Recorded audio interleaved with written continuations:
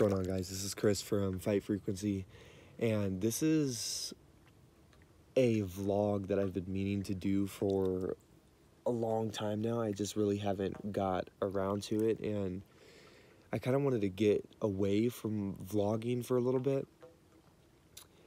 I think I just wanted to focus more on the instruction and fight breakdowns more than anything, because I was just diving deeper into that world. And right now I'm going to be giving you more of a realistic breakdown of what, it's a loud ass beat right there, what my black belt testing, my second degree black belt testing was like over these past several months.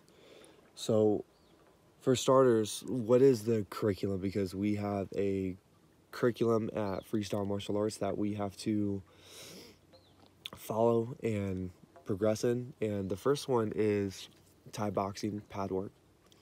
The second is our self-defense. So we have Krav Maga and Brazilian Jiu-Jitsu for self-defense, street self-defense. Third one is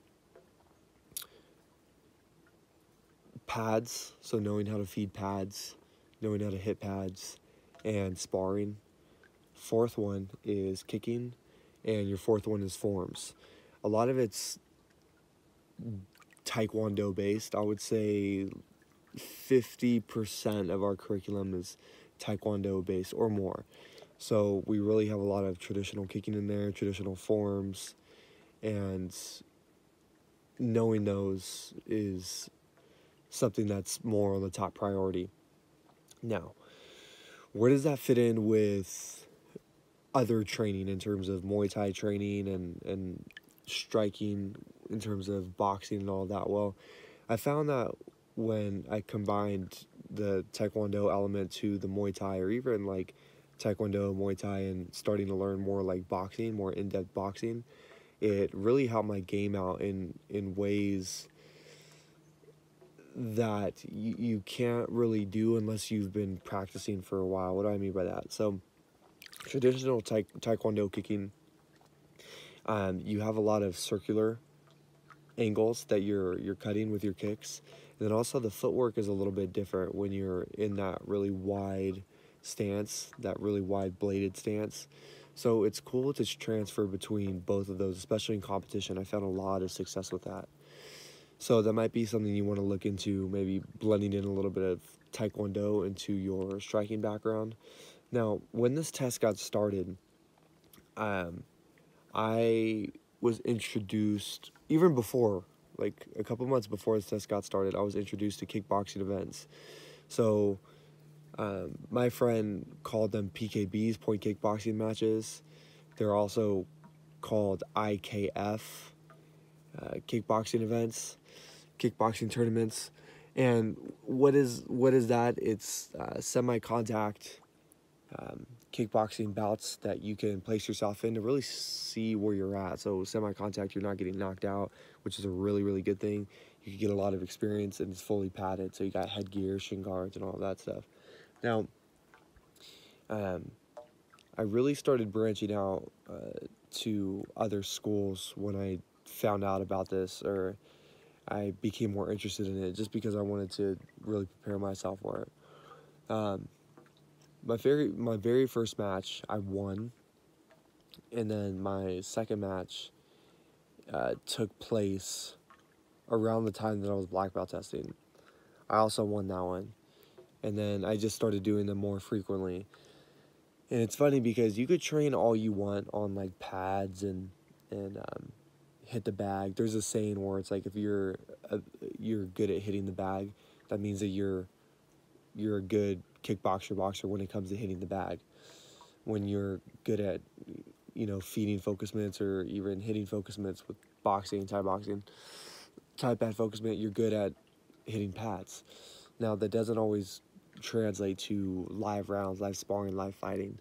And that was something that was very interesting for me, and a huge learning curve, because it wasn't just like the fact that I couldn't do these moves at all, because I could hit them with power and speed, but can you do that on another person? And the psychological twist that took place was very bizarre for me. It was something that I kind of had to break through a little bit, because to even think about like hitting somebody as hard as I could was just weird. I know that sounds weird because it's like, dude, you're hitting people all the time in sparring, or you're choking people out and grappling, but it's like so different when you have an audience there, you have a cage there, or just an open matted event, and you're really trying to hit somebody as hard as you can and implement everything that you know.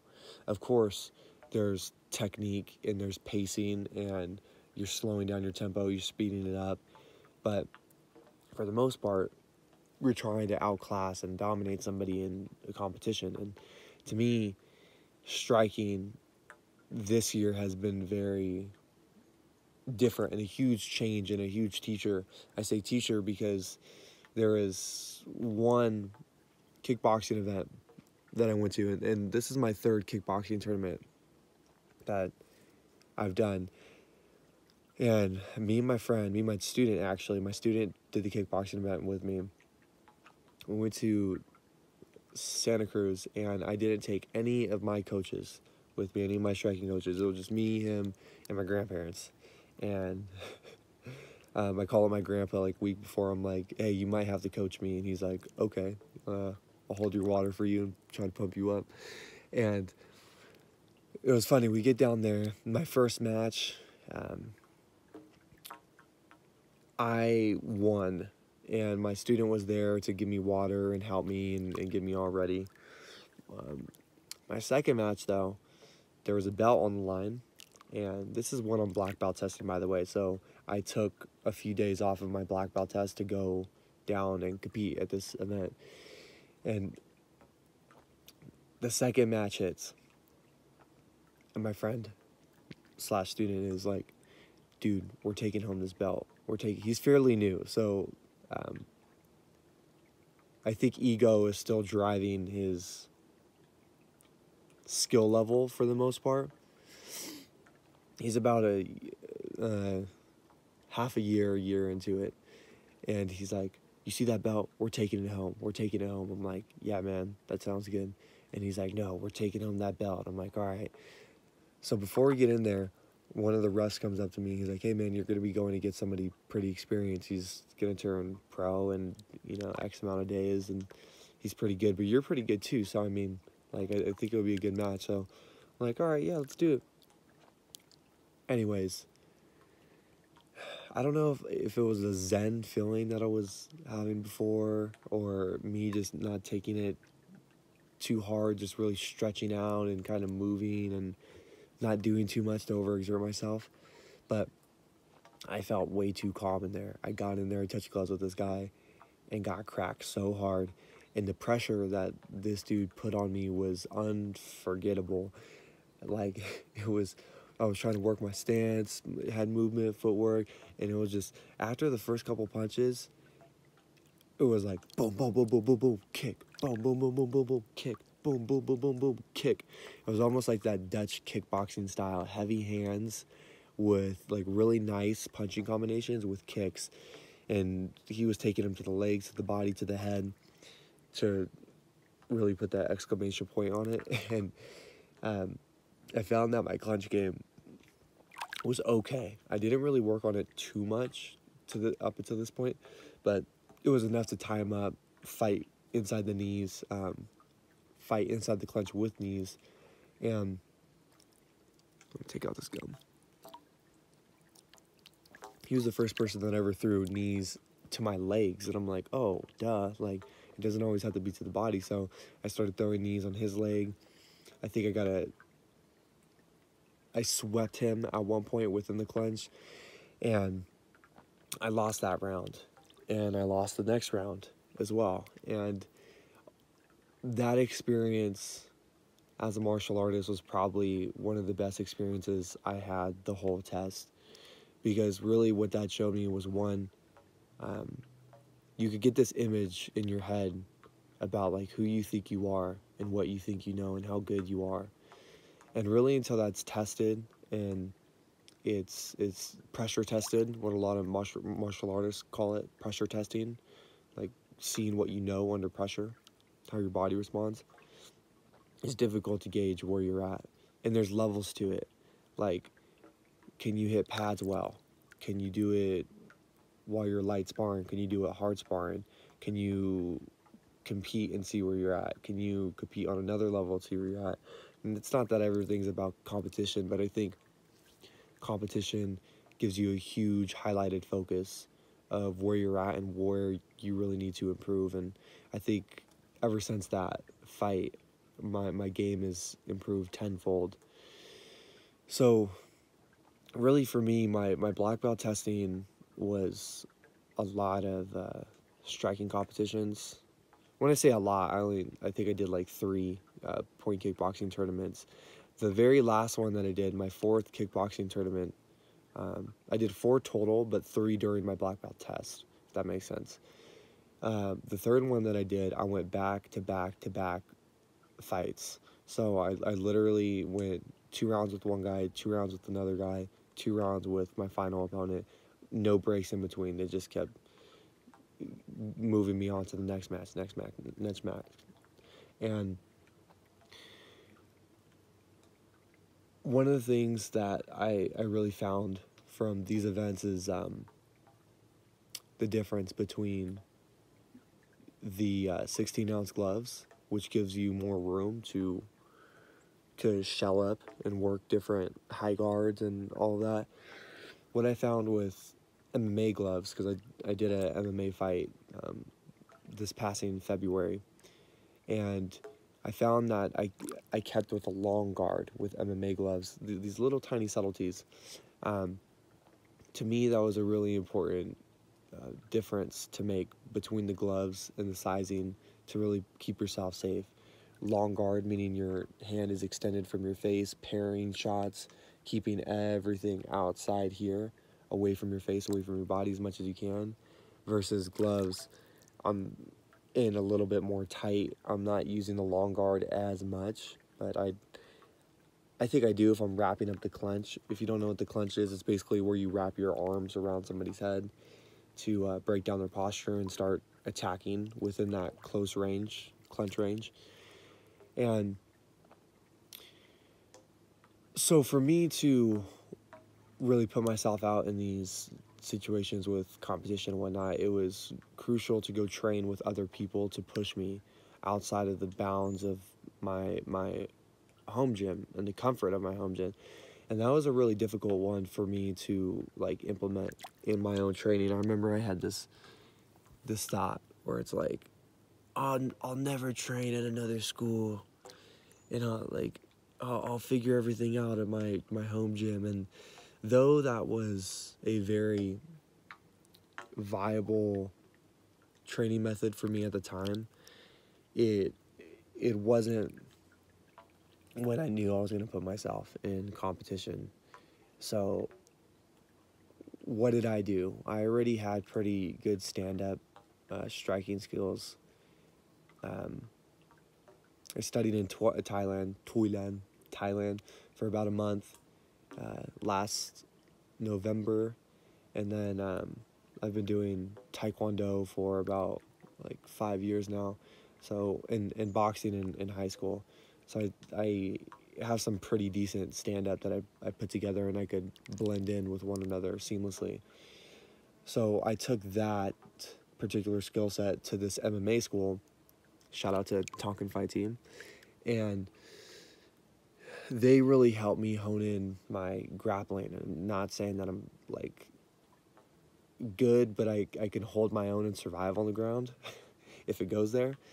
And throwing in the MMA gloves, it makes things completely different when you strike on the ground as you're doing Brazilian Jiu-Jitsu submission grappling. So it really gave me a different spin on things. Also, again, going back to my home gym, I would be classified, I think, more as a loner in that, like, I like to train a lot by myself. And I think this test really highlighted for me, again, training with other people and finding people to hold pads for me, or for me to go and hold pads for other people at other gyms. And when I say hold pads, it's in kind of a different way than we hold at freestyle. For instance, I've noticed that a lot of people when they're holding pads at other schools will go 1, 2, 3, 4, 5, 6, meaning the punch combination that they want, or the specific punch that they want described by using a number. Over at freestyle, we teach the kids kind of like jab, cross, hook, lead uppercut, rear uppercut, or we just show and we don't say anything. If we're saying something, it's for elbows, and we'll go 3, boom, boom, boom, elbow, elbow, 2, which is 2 punches always followed by 2 elbows. So it's a little nuanced point there, but I feel like it's important to mention just because like it's just different from what I was used to, and me putting myself out there with other people to go train, to get my ego checked every single week, because when you train at other schools, they don't really, it's not that they don't care about you, it's just like they don't really know who you are. There's not like this established identity that you have at their school or anything like that. So to push you past your comfort zone is like a common thing that you'll find at other training at other schools, especially if these people are better than you. And one of my coaches, he told me one day, the moment that you see that you're one of the strongest people in the class, you need to find another class to train with. You need to find other people to train with, people that are better than you constantly to help you grow and cultivate strength rather than just staying where you're at. So that was a little bit of my black belt testing, and I'm sorry it's been so long that I haven't been vlogging really at all, meaning like talking into the camera. I've been doing other things, focus on other things, but yeah, that was my testing, and really I would say the highlighted aspect of it is practicality, like practical hand-to-hand combat, practical martial arts, like what's going to work, what's not going to work in a live fight, in a live situation, and cultivating something that was/is uniquely my own, with what I know, with what I don't know, my style, what I've learned from all of my coaches, and trying to put something like that together. Anyways, I'm going to finish up here. I hope you have a great day. I'll show you the view real quick before we get out of here.